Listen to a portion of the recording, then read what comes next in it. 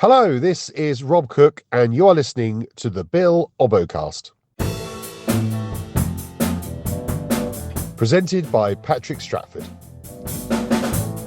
Brought to you in association with GeorgeFairbrother.com. shop.saturdaymorningpress.co.uk, vanguardcomics.co.uk, gibconsultancy.co.uk, and mcr-seo.com. Welcome back to part 2 of my chat with Ben Adams on the Bill Obbocast. Last month, Ben took us through some of the history of the police vehicles used on the bill.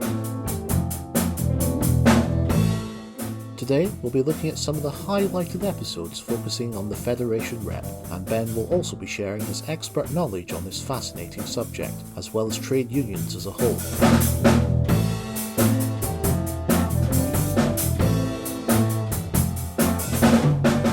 Why in particular does the Federation Rep episodes interest you so much?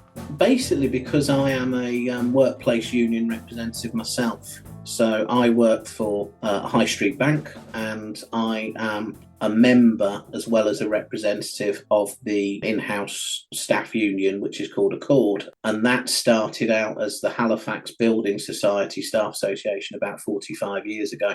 I think it's wired into my blood, into my DNA, to be helpful to people. I did a lot of voluntary work when I was in sixth form. I helped run an information bureau. I helped run a community radio station. I supported sixth formers when they first joined sixth form. I supported them into getting used to being at college and getting used to the workload and things. So I've always done useful things. I've always wanted to be helpful to people.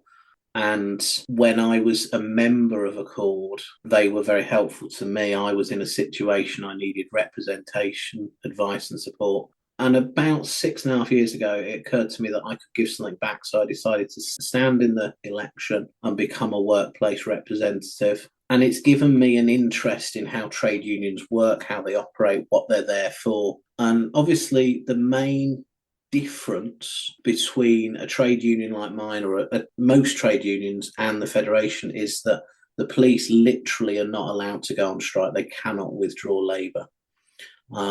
They used to.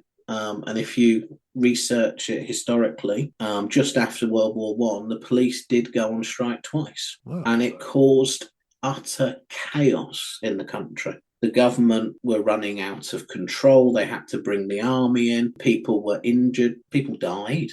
It was awful from what I've read. And the real crux, the real decision off the back of that is that we cannot allow the police to go on strike because they represent law and order. They are the backstop of this. So the Police Federation was formed, and it deals with a lot of things. Obviously, it deals with the sort of general day-to-day operation of the police. So it does consult with the police forces. It does represent officers. It's not just about people having individual or collective grievances. They deal with a lot of day-to-day issues. And having that interest meant that I became interested in how it's represented on screen in the bill and in other shows. And again, we've talked about authenticity. The bill represents the Federation really well. And I was struggling to think of another police procedure where that happens.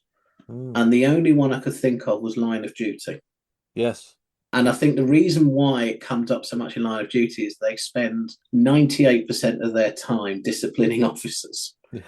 But I have to take my hat off to them. They do get the Federation piece right.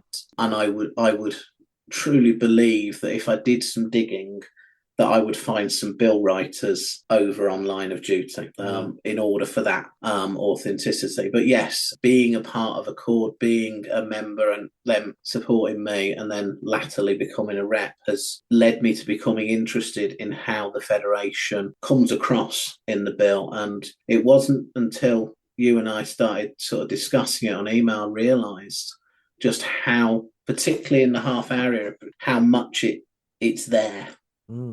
You know, you start thinking, well, it's just one or two token episodes, and it's not. It's a real thread that runs through. And if you ask someone that knows a bit about the bill and you said, who was the Federation rep? I'm almost certain they turn around and say Reg Hollis.